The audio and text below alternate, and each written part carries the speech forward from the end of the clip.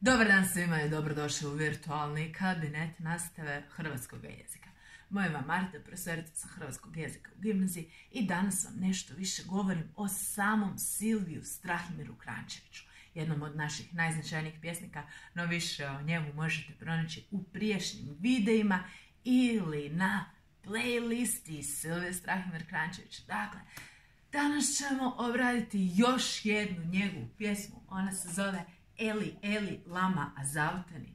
Pa prije nego što vam krenem s čitanjem same pjesme, mislim da biste mi morali znati podlogu da bolje razumijete o čemu se ovdje radi. Dakle, sam izraz Eli, Eli, lama azaltani znači Bože moj, zašto si me ostavio? Mislim da su vam riječi poznate i da znate tko ih je u stvari izgovorio i u kojemu trenutku, no ako ne znate, radi se o Isusu. Isus je ove riječi izgovorio u stvari trenutak prije svoje smrti na brdu u Golgoti gdje je bio u stvari razapet. Dakle, on je u jednom trenutku rekao Eli, Eli, lama azaltani. Dakle, oče, oče, ovo Eli, Eli prevodi se kao oče.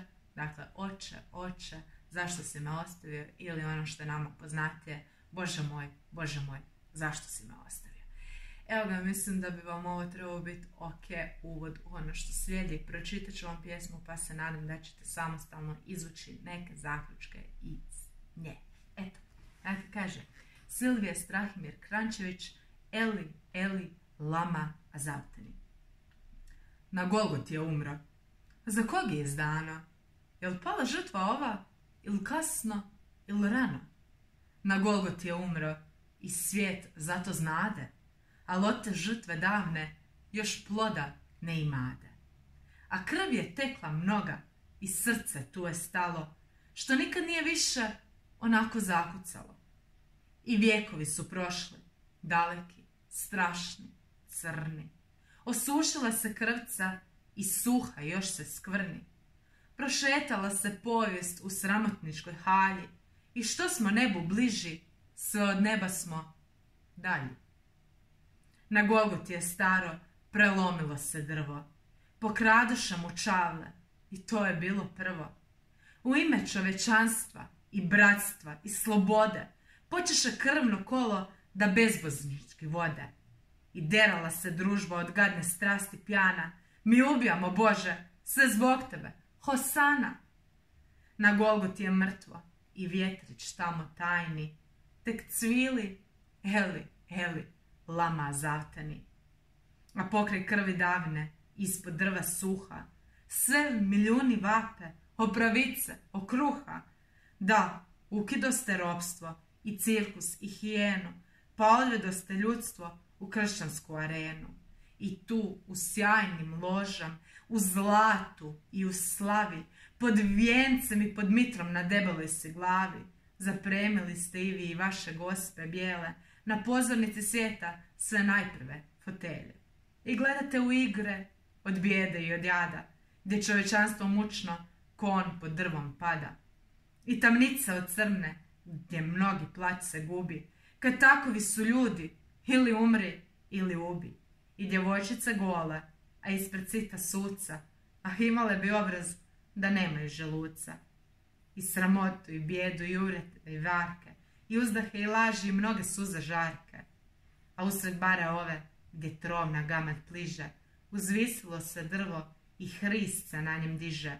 I gleda, gdje su ljudstvu sve gori crni dani, i plače, Eli, Eli, lama azaltani. Badava gordo kube i mramor panteona, i papuče od zlate i orgulje i zvona, badava tamen mnogi ponosni oltari, badava alem gori na kruni i tijari, a Golgota je pusta i vjetrić tamo tajni, tek cvili, Eli, Eli, lama azaltani. Dakle, ovo je jedna od najjačih pjesama svih vremena. Ukoliko je pozorno poslušate, vidjet ćete u stvari o čemu govori. Ja ću vam dati samo mali hint.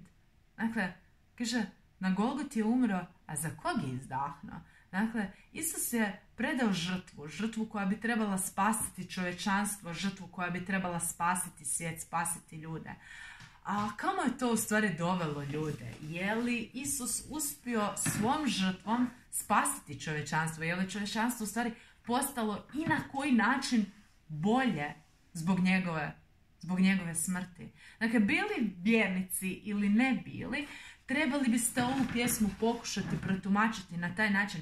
Ja ću vam evo samo redom po samoj pjesmi dati neke hinteve, pa ju poslušajte još jednom i neka vam dođe do glave o čemu u stvari Kranjčević govori. Dakle, kaže da su prošli vijekovi i vijekovi i da je povijest u stvari prošetala se u sramotničkoj halji. Dakle, kaže da što smo bliže nebu, to od neba smo dalje. Dakle, ovo nam je još jedan aforizam u Kranjčevićevom pjesništvu. Dakle, kaže da je povijest, što vrijeme ide, samo sve gore i gore. Sve sramotnije i sramotnija. I što su ljudi bliži Bogu, bliži nebu, to su njemu i dalje. Dakle, kaže da ljudi ubijaju jedni druge, ubijaju druge ljude i to, pazite, mi ubijamo Bože, sve zbog tebe. Hosana. Hosana znači slava Bogu. Dakle, ljudi ubijaju, ako ćete malo promisliti, dakle, u svrhu Boga. To su nam oni kršćanski ratovi, križarski ratovi, prvi i drugi. Znate o čemu govorim, jel?